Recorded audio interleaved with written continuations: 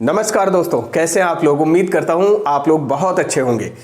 दोस्तों, my self Rajesh Verma एक बार फिर आप लोगों के साथ हूं और आज हम लोग जो बात करने वाले हैं वो ई वे बिल टॉपिक के ऊपर बात करने वाले हैं, जहां पे ई वे बिल को लेके बहुत सारे मिथ मिसकंसेप्शंस लोगों के माइंड में होते हैं, तो उसको हम आज रिमूव करने की कोशिश करते हैं। दोस्तों, जैसा कि आपको पता है, goods and service tax rule 138 में आपको ई वे बिल बनाना पड़ता है, जहां पे गुड्स का मूवमेंट होता है। सप्लाई से मतलब नहीं, यहां पे गुड्स के मूवमेंट से मतलब है। अगर गुड्स का मूवमेंट हो रहा है तो आपको ई वे बिल बनाना पड़ेगा, और ई वे बिल बनाने की जो कंडीशन है, थ्रेशोल्ड लिमिट है, वो है जहां पे इनवाइस वैल्यू एक्सीड करती है 50,000 से। इनवाइस वैल्यू का मतलब ये हो गया, value of goods plus tax लगने के बाद जो वैल्यू आती है, अगर वो वैल्यू 50,000 से एक्सीड करता है, that means you will have to prepare e way bill for movement of your goods. ठीक है। अब यहां पे क्वेश्चन बहुत सारा रेज होता है लोगों के माइंड में। वो क्वेश्चन में पहले फ्रेम कर देता हूं कौन कौन से क्वेश्चन लोगों के माइंड में रेज होते हैं। तो दोस्तों, जैसे पहला क्वेश्चन वहां पे रेज होता है कि अगर मैं ई वे बिल में व्हीकल नंबर ना डालूं तो क्या होगा। पहला क्वेश्चन ये है। दूसरा क्वेश्चन है यहां पे कि ई वे बिल में मैंने इंफॉर्मेशन गलत डाल दिया, इनकरेक्ट इंफॉर्मेशन डाल दिया, तो क्या करूं। तीसरा क्वेश्चन ये होता है कि व्हीकल नंबर कितनी बार हम ई वे बिल में चेंज कर सकते हैं। 3 क्वेश्चन हो गए। चौथा क्वेश्चन ये होता है, ई वे बिल पर कौन से व्हीकल का नंबर होता है, यानी कि अगर आपने व्हीकल को मल्टीपल टाइम चेंज किया हुआ है तो ई वे बिल पे कौन सा व्हीकल नंबर होना चाहिए। 4 क्वेश्चन हो गए। पांचवा जो प्रॉब्लम क्रिएट होता है लोगों के माइंड में कि भाई मैं एक सप्लायर हूं और मल्टीपल इनवाइस में जनरेट कर रहा हूं किसी रेसिपिएंट के लिए, तो क्या हर इनवाइस के लिए अलग अलग ई वे बिल क्रिएट करना पड़ेगा। तो यहां पे 5 क्वेश्चन का जवाब मैं आपको धड़ल्ले के साथ देता हूं। उम्मीद करता हूं आप इस वीडियो को एंजॉय करेंगे। तो आइए 1 बाय 1 करके इसको सॉर्ट आउट करते हैं। तो दोस्तों, जैसा कि आप लोगों को पता है कि e way bill is a mandatory part if your goods is on movement. आपका गुड्स अगर मूवमेंट पर है तो आपको ई वे बिल कंपल्सरी बनाना पड़ेगा as per rule 138 of goods and service tax rule के अकॉर्डिंग। ठीक है। अब यहां पे आपको एक बात और क्लियर करना होगा कि सप्लाई के बेस्ड पर ई वे बिल बनता है या मूवमेंट के बेसिस पर। तो दोस्तों, यहां पे सप्लाई के बेस पर तो जीएसटी एप्लीकेबल होता है, यानी कि टैक्स लगता है आपके ऊपर। ठीक है। लेकिन मूवमेंट के बेसिस पर आपको ई वे बिल बनाना पड़ता है, यानी कि ई वे बिल का जो कॉन्सेप्ट है वो मूवमेंट से है। ठीक है, सप्लाई से नहीं है। आप अगर गुड्स का मूवमेंट हो रहा है तो you will have to prepare e way bill anyhow. ठीक है।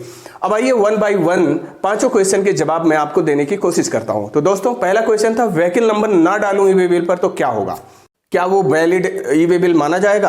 तो दोस्तों, यहां पे जवाब मेरा होगा, e way bill is not valid for movement of goods without vehicle number on it. यानी कि ई वे बिल पर जब तक व्हीकल नंबर नहीं होगा आपका ई वे बिल वैलिड ई वे बिल नहीं होगा। तो पहला क्वेश्चन का आंसर आई थिंक क्लियर हो गया होगा, राइट।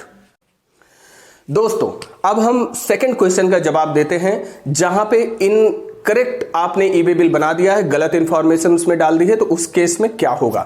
तो दोस्तों, आपको एक बात ध्यान रखना है कि if there is mistake, incorrect और wrong entry in e way bill then it can not be edited. अगर आपने ई वे बिल में कुछ इनकरेक्ट इंफॉर्मेशन डाल दिया या इनकरेक्ट ई वे बिल बना दिया तो उसे एडिट नहीं किया जा सकता। पहली चीज तो ये क्लियर होनी चाहिए। आपके पास ऑप्शन क्या है, only option is cancellation of E way bill within 24 hour of its generation. यानी कि 24 घंटे के अंदर, जब आपने जनरेट किया था उसके 24 घंटे के अंदर आप इस इनकरेक्ट ई वे बिल को आप क्या करिए, कैंसिल कर दीजिए and generate a new one with correct detail. यानी कि अब आपको नया ई वे बिल जनरेट करना पड़ेगा विथ करेक्ट डिटेल के साथ।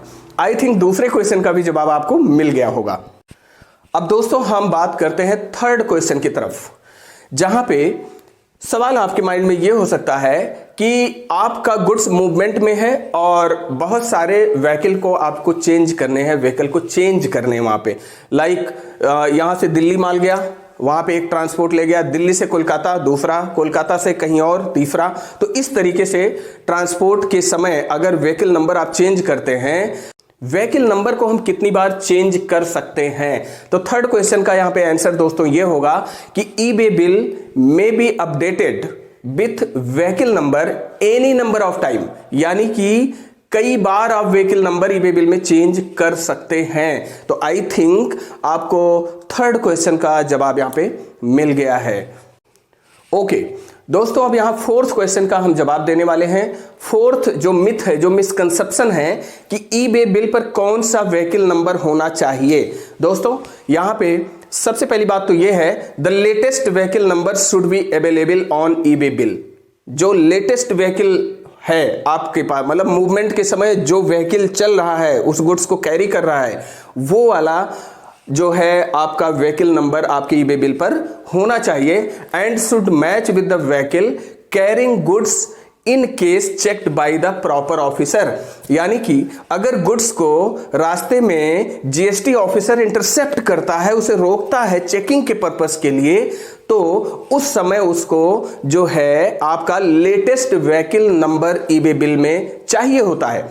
अगर लेटेस्ट व्हीकल नंबर नहीं है तो इसका मतलब कॉन्ट्रेरी टू लॉ है and you can penalise here, आप पे पेनल्टी भी इंपोज हो सकती है। तो यानी कि जो आपका लेटेस्ट व्हीकल है, ऑफिसर के इंटरसेप्शन के दौरान उस समय ईबे बिल पर आपका करंट व्हीकल का नंबर होना चाहिए। फिफ्थ क्वेश्चन पे हम लोग आते हैं।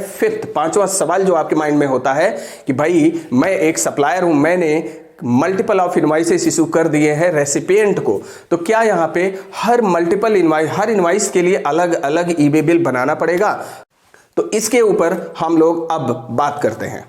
तो दोस्तों यहां पे if multiple invoices are issued by supplier, अगर सप्लायर ने मल्टीपल इनवाइस इशू कर दिए हैं, then multiple e way bill has to be generated. यहां पे मल्टीपल ईबे बिल आपको जनरेट करना पड़ेगा।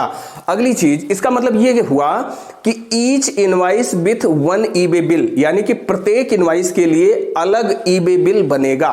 राइट, इतनी बात क्लियर होगी। अब दोस्तों यहां पे सवाल यह है, सवाल क्या मैं जवाब देना चाहता हूं कि multiple invoice can not be clubbed to generate one e way bill, यानी कि मल्टीपल इनवाइस को सिंगल ईबे बिल के पॉइंट ऑफ व्यू से क्लब नहीं किया जा सकता। यानी कि 10 इनवाइसेस अगर इशू की गई हैं तो 10 इनवाइस को क्लब नहीं कर सकते हैं सिंगल ईबे बिल बनाने के लिए। ठीक है, तो अलग अलग ईबे बिल हर इनवाइस का बनेगा। राइट, इतनी बात क्लियर है।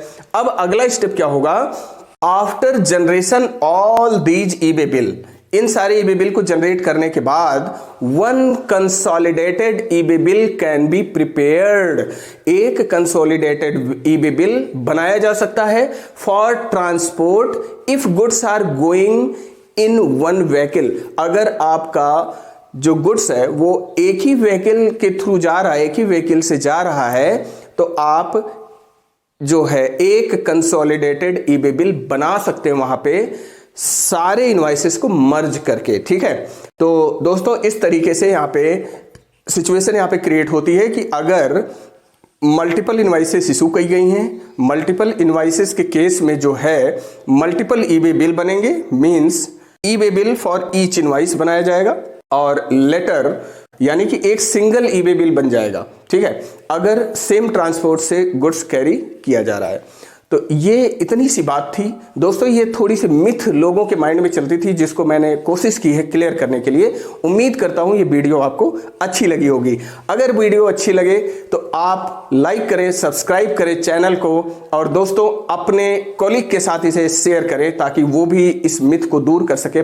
अगली चीज, एक नोट मैं यहां पे देना चाहता हूं आप लोगों को कि अगर आपका गुड्स मूवमेंट में है, मूवमेंट के समय अगर जीएसटी ऑफिसर आपके व्हीकल को इंटरप्ट करता है, यानी कि वो चेकिंग करना चाहता है कि कितना गुड्स जा रहा है, उसके प्रति इनवाइसेस बनी हुई हैं कि नहीं है, ईबे बिल आपके पास है कि नहीं है, वो सारी चीजें वो चेक करना चाहता है।